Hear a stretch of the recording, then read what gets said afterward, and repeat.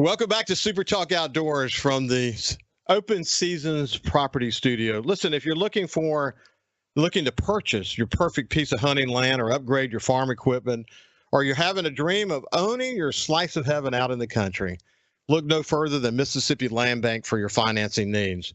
For more than 100 years, farming families and landowners in North Mississippi have turned to Mississippi Land Bank for all kinds of financial solutions, whether it's for land, equipment, or livestock. For more information, visit MississippiLandBank.com or go by and see one of their friendly staff at one of their offices. So we're thrilled to have Mississippi Land Bank as a sponsor. By the way, Pierce and I were talking during the break, and we'll come back and talk more about that the next time that Pierce Young and I are together from the Private Lands Program. But this whole notion of feeders and how it impacts the turkeys is a really big deal, and we need to make sure we're thinking about that as well.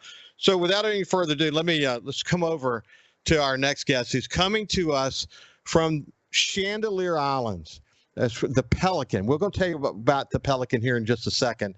But he's actually out there fishing as we speak, Captain Richard Schmidt. Before we go any further, let me welcome him to Super Talk Outdoors. Richard, how you doing, my friend? Great, Ricky. Thanks so much for having me this morning. It's great. Now, look, we did a little warm-up before we went live, and it's a beautiful day at the Chandelier Islands, and we'll tell you more. For people who not from the coast, or if you've not been to Chandelier Islands, this is an island chain not far off the Mississippi Gulf Coast. It's officially in Louisiana waters, but I would say at any given point there may be more Mississippians at the Chandelier Island than there are Louisianians. And Richard has a place called the Pelican. It was actually developed back in the early 1980s by a guy by the name of Mark Stebley. And we'll tell you a little bit more about Mark here in just a second. But I fished with a guy named Terry Waldrop and Kevin Parker, who, God rest his soul, died not too long ago from a long battle with cancer. But he was such a good friend that he and Mark Stebley were just so close. And in the 80s and early 90s, we would, some of our fishing trips, we'd go by and stay at the Pelican because of Mark and Kevin's relationship. So I know this little place, this heaven on earth that exists down in the Chandelier Islands. And it's been tested by every major storm you can imagine. Most recently, Francine. We'll talk a bit about that as well. But Richard Schmidt became the owner to it. And he's, living this wonderful Pelican legacy going forward. But it's a special place, isn't it, Richard? Oh man, it's great. I love it out here. It's funny. It's just hard to call it work. You know what I mean? It's like I'm out here when I think about it work. When I think about the Pelican, I think about Mark Stebley, who's in his long line of artists in his family. It's incredible. But he was an artist when it comes to doing woodwork and all of that. He was a very industrious guy, isn't he? He was a master carpenter, and he built this thing to withstand anything. It's crazy how strong it is and the design that he came up with. And a lot of it is just, oh, wow, there's a huge shark coming here. I'm sorry. But yeah, it's so strong, and everything is made like with a certain function. So it's yeah, it's really, really cool. So listen, the Pelican is even more than it was when I was there. Back in the early days, it was essentially two barges. One barge with where the main sort of eating and bunks were, with a little area for entertaining on top, and there was an adjoining barge that had this kind of like open air and covered entertainment area. Now it's three barges, I guess, right? Yes, it has at one time he had four out here, but lost them to some storms. And now we have three. We have a galley with our generator room and our crew shower on one barge. And the next barge is the bunkhouse with a little screen area. And we have a cocktail bar set up. And the next barge over is another screen barge we have set up with a TV and a nice engraved bar for relaxing and playing poker and just getting out of the elements, and our crew quarters. It's set up ideal, but on top is what's amazing. And I hope I get to show you guys that later. Yeah, we will. And for the radio audience, we'll describe to people what we're seeing. You've got a long history fishing. Like if I were to hear tell your story of your dad taking you and then picking you up at the end of the day and early fish. It describes my story early on. Fishing, I often describe, Richard, fishing saved me because I would rather be fishing than gallivanting with my friends. But I was hooked early in my life, as you were hooked early in your life. You went on to sort of become a fly fishing master. But it's been a fun life involving the outdoors for you, hasn't it? Absolutely. I love it. And currently, we have a guest out here who's 5 years old, and he reminds me so much of myself. He wakes up in the morning and he is fishing, and we have to beg him at 10 o'clock at night to go to bed to stop fishing. And Isn't that good? Hey, listen, the fishing happens to be amazing right now, doesn't it? absolutely. We've been catching more speckled trout than we have in years, as long as I can remember. Back in the old days, like when you and Kevin used to come out, you guys could literally go out and catch as many as you wanted, wherever you wanted, with not much effort. And now it's almost that good, but you still have to read the water, know where the birds and the bait and stuff like that, and sandbars. Well, the story is conservation. I mean, focusing on catching and releasing, increasing the minimums, being more aware of what it takes to maintain this incredible fisheries, mostly of redfish and specks. But that's the key, man. At the end of the day, we got to be aware that if we don't manage it properly, our kids and our kids' kids, that 5-year-old that's there, his life and his kids' kids, we want them to be able to enjoy that, don't we?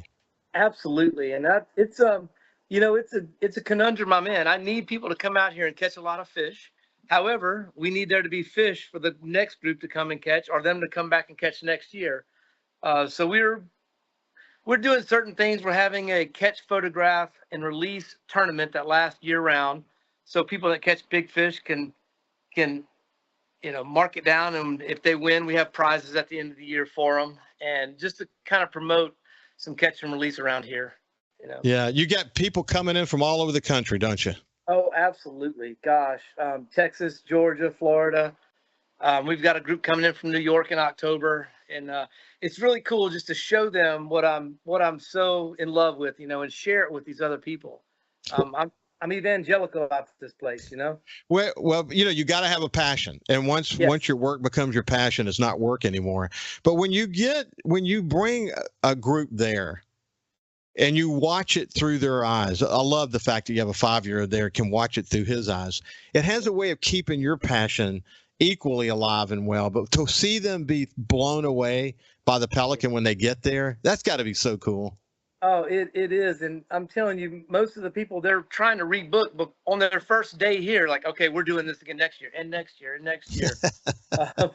So it's a place that you either immediately fall in love with, or if it's not for you, because it's not for everyone. But for the majority of the population, it's that come out here, they absolutely love it as well as I do. So you think about the Mississippi River comes down and it opens up, and if you were to come out of the Mississippi River and take a left and continue go back north again, you'll start to hit the island chain. That's all part. There'll be Curlew and other islands that are part of the Chandelier Island chain. Because the Mississippi River has been dealt with by the Corps of Engineers over so many years, the replenishment of Chandelier Island is not like it used to be. So we got to be really focused on that. And when you think about Hurricane Katrina, I mean, it goes way beyond Hurricane Katrina, but you think about the damage on that island that has occurred through so many direct hits from some of the most devastating hurricanes in the United States history. On one hand, you look at the island and you say, gosh, man, is it resilient when you think about what the kind of hits that it's taken? But then you also realize that it's degrading, and we may lose it if we're not focused on that. So it's such a treasure, isn't it, Richard?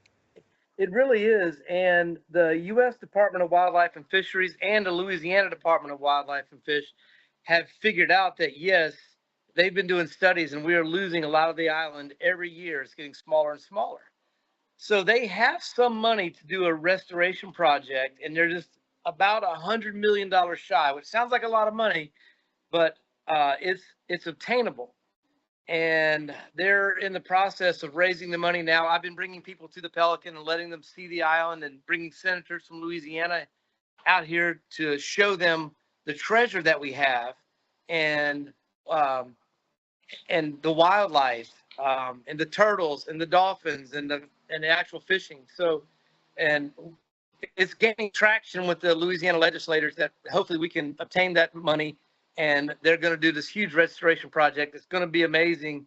That's going to keep the island from just shrinking. It's actually going to allow it to grow as the wind blows. They have what they call a sand engine, which will spread sand down the island instead of uh, allowing just it to disappear.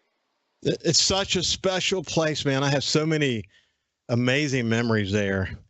As far back as I can remember, I was spending time on that island. I knew it, and it changes from year to year. But it's interesting. If I go back even 30 years of my memories, certain parts of the island still feel the same, and other parts of the island you don't even recognize them.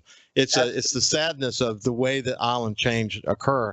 But the reality too is that Plaquemines Parish, which is right there in Louisiana, this is actually important to protecting that and the saltwater marshes that are behind that. When we come back on the other side, we'll continue our conversation with Captain Richard Schmidt, coming to us from the Pelican at Chandelier Island. We'll see you after this. Welcome back to Super Talk Outdoors from the Open Season Property Studio. Listen, in a world where honesty and dependability are rare, Austin Seals and Jordan Blissett of Open Season Property stands out with their commitment to integrity and hard work. Whether a background in agriculture, marketing, hunting, land development, this team offers a real service that you can rely on when buying or selling real estate. Whether it's your family property or your first piece of ground, they understand the significance of every transaction. Specializing in recreational land, poultry farms, investment properties, farm and timber lands, and more. They are there to meet all your real estate needs. Give Austin Seals and Jordan Blissett at Open Season Properties a call today and experience the difference. Hey, listen, we got Captain Richard Schmidt coming to us from the Pelican, this special place at the Chandelier Islands, Chandelier Islands is literally heaven on earth. I mean, think sort of Mississippi meets Key West, and that's sort of what you got there in Chandelier. I spent a lifetime out there, know every inch of that place, have so many stories to tell with my friends. Lord have mercy. It's just a special place. So what you can see now for the radio audience, the SuperTalk TV, YouTube, and Facebook audience can see this beautiful woodworking of the ceiling and cabinetry behind it. But Richard, what I want you to do real quick, if you don't mind, is walk outside, flip the phone around, and go upstairs, and we can show. Richard's got a unique relationship with a flats boat company. So actually, as opposed to just having regular skiffs, they're flats boats, and you can see again for the SuperTalk TV and YouTube and Facebook audience, you can see the flat seas that are on the inside of the island. And then, of course, he's showing these flats boats that are lined up there at the dock, and some folks out there obviously enjoying the day. But gosh, what a gorgeous day at Chandelier Islands, Richard. Yeah, it's absolutely beautiful today. We have no wind. The water is surprisingly clear after the storm. And I don't know if you can see all the mullet on the surface, just going crazy. So there's so much bait. The fishing's been good this morning. Our clients have caught fish. Little Emmett out there on the dock is hooked up to a big shark right now, I believe. Yeah, isn't that so much fun, man? There's literally a limitless amount of things to do. But listen, speaking of the storm, that's Hurricane Francis. It comes in, it actually hits to the right, literally to the right, to the east of the National Hurricane Center cone, and then it zigzags toward the city of New Orleans. Well, when you see that zigzag, not only is it potentially threatening the Mississippi Gulf Coast as it continues to move up the spine of Mississippi, but it also threatens Chandelier Islands. And you were on the mainland, of course, the Pelicans there. You were sweating, weren't you, Richard?